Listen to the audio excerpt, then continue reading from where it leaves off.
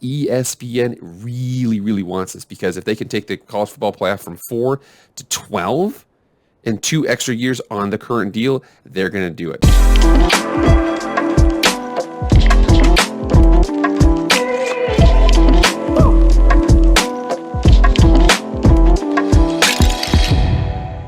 What is up, everybody? It is Jake with Master of Football, back at it again. Happy Wednesday. Thank you so much for being here. If you want to be up to date on all things college football, EA college football, anything like that, subscribe to this channel right now. Got plenty of good content coming your way. Also have plenty of Madden and pro football videos as well.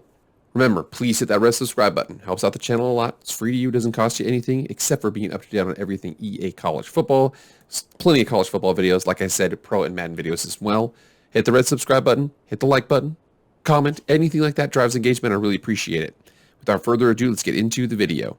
All right, guys, there was a story that came out recently that I want to touch base on, because there's a couple words in this story that I want to kind of do a little bit of a deeper dive into, just at least to start a conversation, because there's a big emphasis on details when it comes to the college football playoff. That story right now from ESPN. So here we are with ESPN.com's Heather Dinich talking about the CFP Management Committee meetings end with no decision on early expansion to 12-team format. This is earlier today from Rosemont, Illinois. After a lengthy in-person meeting on Tuesday, the College Football Playoffs Management Committee still needs more time to determine if a playoff can expand to 12 teams as soon as 2024. Remember, it is already in effect for 2026. They're trying to move it up. However, you know how these things are. They've got to move a little bit quicker than normal, and some people don't necessarily like that. But CFP Executive Director Bill Hancock said, "We won't wrap up this week." Hancock told a small group of reporters following the meeting that lasted almost 7 hours at the Big Ten's headquarters. It's never been done before, obviously, so anytime you have new ground to break, it takes a lot of conversations to make sure you're not missing any details. Trust me, this meeting, or this video that I'm going to make right now, is going to have a lot of details to kind of factor in, to start a conversation, to see what they're actually trying to talk about, what they have to factor in and move around. Let's continue on with what they have to say here. The FBS commissioners, the 10 FBS commissioners, and Notre Dame athletic director Jack Swarbrick. Notre Dame just loves that, the fact that they could show up, oh, we don't know for that we get to show up and kind of be their own conference or something like that. Trust me, that's the reason why they'll take 60 on their own as opposed to 100 in the Big Ten. Again, I'm not at that level. I don't know. That's just the way that I see it out there. But it said that they will all meet again for 2 hours on Wednesday morning, but expect to know more by October 20 meeting in Dallas. Big 12 Commissioner Brett Yormark said the group will have some video conferences between now and then. I love the fact that 10 conference commissioners, remember, George Kliavkoff, Brett Yormark meeting together, kind of butted a little bit of heads there. So it's interesting to see that. I think cooler heads will prevail because the money's going to be right. But it's interesting to see if there's any drama between those two out there. Hancock said the commissioners continue to discuss the possibility of moving the entire season to week 0 to accommodate an expanded field, but there are still questions about the feasibility of implementing such a sweeping change so quickly. An earlier start would move the conference championship games to Thanksgiving weekend.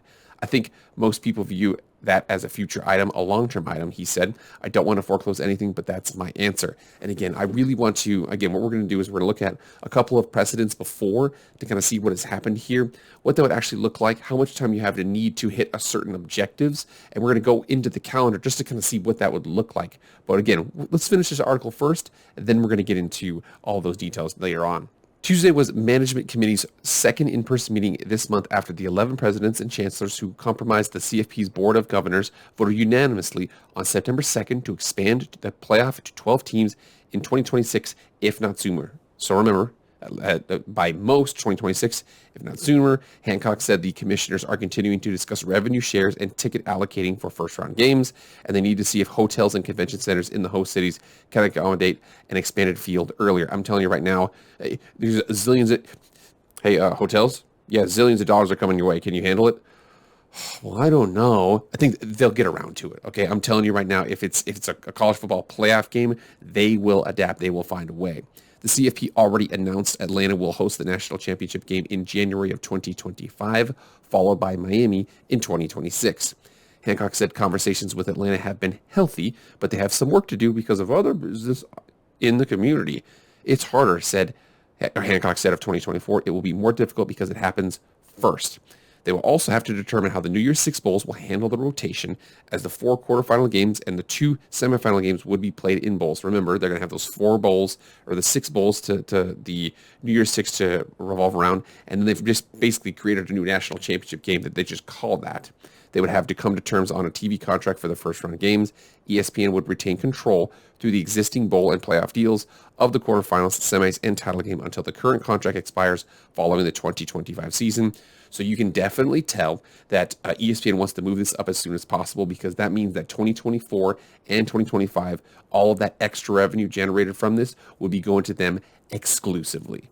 So like I said before, I want to look into a couple other details here to make sure we can factor some things in. You saw how they said there's possibility of moving, the season up to week 0, and then they would move the championship games from the first weekend in December up to, Thanksgiving weekend. Remember, there's a couple of factors we have to break out here. So first one, let's just make sure we set this precedent for this 12-team playoff. So that means that 4 teams get an automatic bye. First round is going to be 8 teams. 8 teams means that there's 4 games. So 4 games to play. The next week, there's the 4 teams and the 4 teams that won. So they're going to play. That's 8 teams. That's going to be 4 more games. And then after that, there's going to be 2 games because there's going to be 4 teams. And then after that, there's going to be 1 game, which is going to be 2 teams. So we've got 4 games, 4 games, 2 games, 1 game. That's what you're looking at. You could have 4 weekends in a row of college football for the playoff. And a couple other things you have to factor into. Let's get into those right now. So the first one is, I just want to set the precedent by looking at what bowl season 2022 is going to look like. It starts as soon as December 16th, and then it runs all the way up until most of the bowl games are done by January 2nd, and then the national championship game has its own week, January 9th. So typically that's what you're looking at. I'll tell you one thing. The Rose Bowl is a really interesting one because it's probably the neediest of the New Year's Six bowls. Let me show you why. So the first thing about the Rose Bowl, and it follows the Rose Parade. The Rose Parade, and again, it's fallen every single year. It's the same situation every single year. It's never on a Sunday. So it's never on a Sunday. You'll see that when we look at the future or the previous games of the Rose Bowl. A couple of requirements there that the Rose Bowl Parade typically gets up to the stadium, and then they play the game. That's how it kind of operates there. Let's look at those games to see when they usually are. Again, you see here that I'm telling you right now, it's really consistent. I see the first, the second, the fourth, looking down here, this was the national championship. That was where they moved a couple days there. The third, but I'm telling you, the second every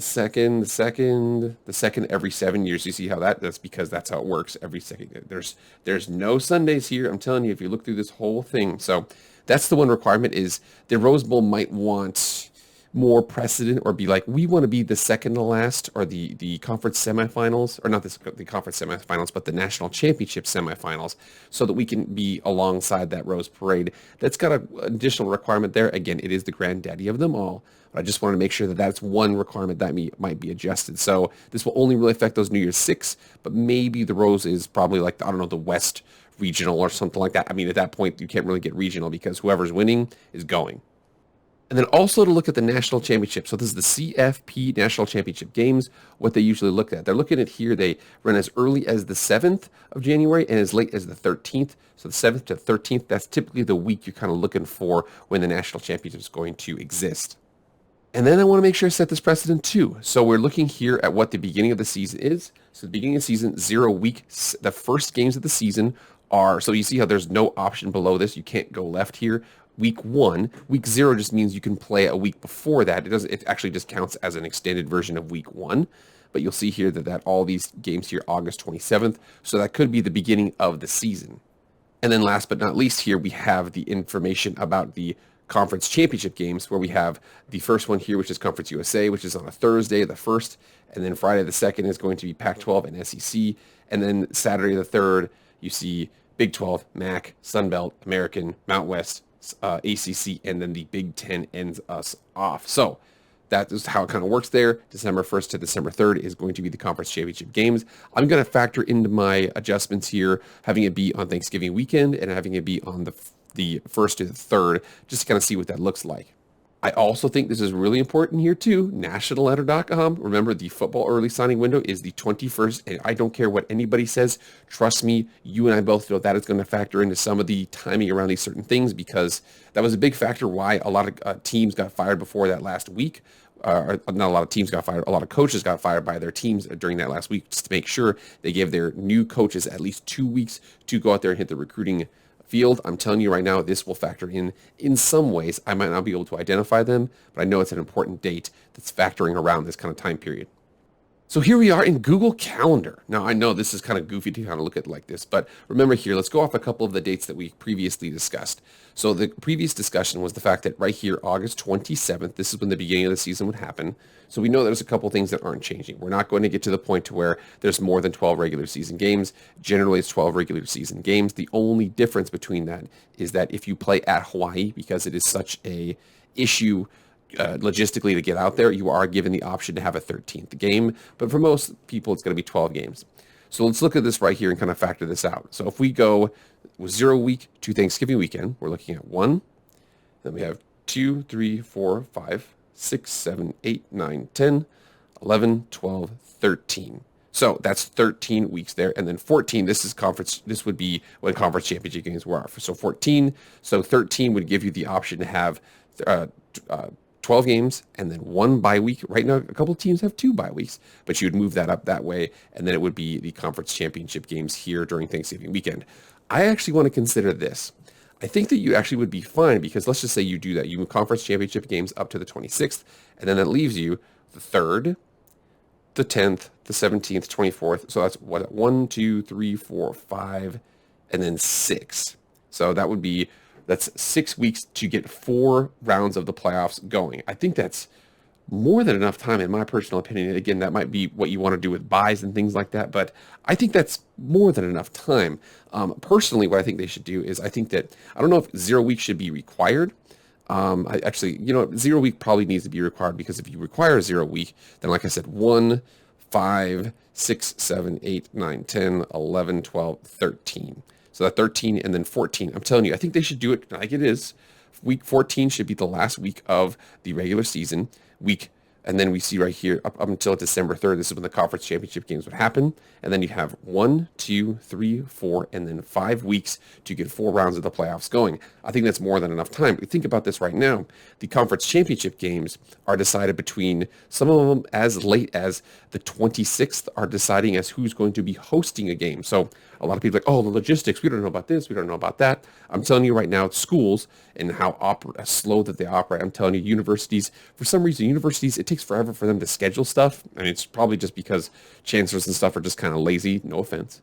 But they can fit into a conference championship game at a home stadium within a week logistically. So I don't see why they can't do that. The same situation here. Remember, that first round of the playoffs is going to be, the 4 buys are going to be not playing, and there's going to be the remaining 8 teams that's going to be at the home stadium of those the higher rated teams. So that they already kind of do that the week before with conference championships. No reason why they can't do that way continuing.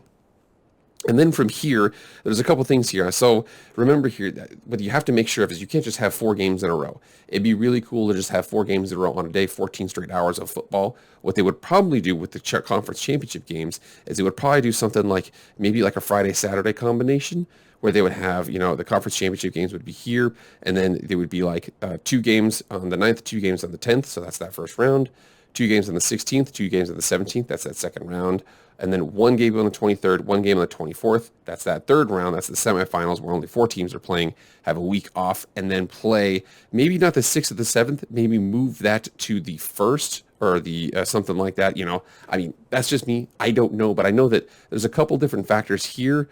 I think they've got plenty of time. I know that they're arguing the details. When they mentioned the fact that they were worried about the, they were worried about the hotels and things like that, I'm telling you, that is not that big of a deal. They will figure it out.